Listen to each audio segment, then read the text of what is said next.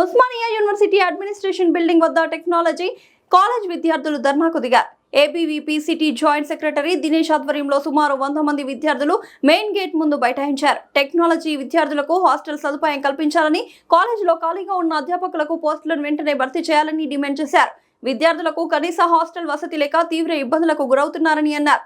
70 ఏళ్ల కిందట నిర్మించిన భవనాలను హాస్టల్గా వాడడం వల్ల విద్యార్థుల ప్రాణాలకు ప్రమాదం పొంచి ఉందన్నారు. ల్యాబ్లలో కూడా విద్యార్థులకు సరైన వసతులు లేవన్నారు. విద్యార్థులకు పాఠాలు బోధించడానికి సరిపడా ప్రొఫెసర్లు లేక నాణ్యమైన విద్య విద్యార్థులకు దొరకడం లేదని తెలిపారు. ఈ రోజు టెక్నాలజీ కళాశాలలో నెలకొన్న సమస్యలపైన, అనేక సంవత్సరాలుగా పెండింగ్లో ఉన్న సమస్యలపైన ఈ రోజు విద్యార్థుల ఆధ్వర్యంలో ఇక్కడ ధర్నా నిర్వహించడం జరిగింది. మొదటిగా కళాశాలలో కనీసము హాస్టల్ వసతి లేదు. ఎప్పుడో 70 ఏళ్ల కింద హాస్టల్ కూలిపోవడానికి వచ్చింది.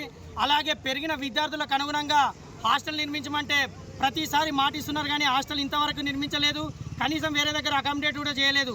ప్రతిరోజు అది పెచ్చులూడి పడుతున్నా కూడా దాన్ని పట్టించుకునే నాదురే లేదు. అదే కాకుండా రిక్రూట్మెంట్ సమస్య అయితేంది, క్లాస్ రూములు అయితేంది, టెక్స్టైల్ సంబంధించి క్లాస్ రూములు లేక క్లాసుకి ప్రతి ఒక్క బ్లాక్కి తిరగాల్సిన పరిస్థితి ఉంది. అలాగే ల్యాబ్లకు సంబంధించి కానీ కనీసము ప్రొఫెసర్లు ఎవరైతే ఉన్నారో మొత్తం 44 శాంక్షన్ పోస్టులు ఉన్న నలుగురితోనే కాలేజ్ ఆఫ్ టెక్నాలజీ ఇప్పటికి కూడా రన్ అవుతుంది. ఎప్పుడు అడిగినా కూడా గత 30 ఏళ్ళుగా పెండింగ్లో ఉన్నా కూడా పోస్టులను నింపడం లేదు. అలాగే హాస్టల్ ఇప్పటికి కూడా సెండరీ హాస్టల్ స్టార్ట్ అయినా కూడా అక్కడ సపరేట్ మెస్ నిర్వహించట్లేదు. ఏమన్నా అంటే మీకు అక్కడ హాస్టల్లో వర్కర్స్ లేరని, సరైన వసతి లేదని చెప్పి మమ్మల్ని దాటవేస్తున్నారు. ఇది అనేక సార్లు విన్నవించినా కూడా ఇంతకుముందు సాక్షాత్తు వీసీ గారే దుందుబి హాస్టల్లో మీకు 100 మందికి అకామిడేషన్ ఇస్తానని పోయిన సంవత్సరం చెప్పారు, కానీ ఇప్పటికి కూడా ఇవ్వలేదు.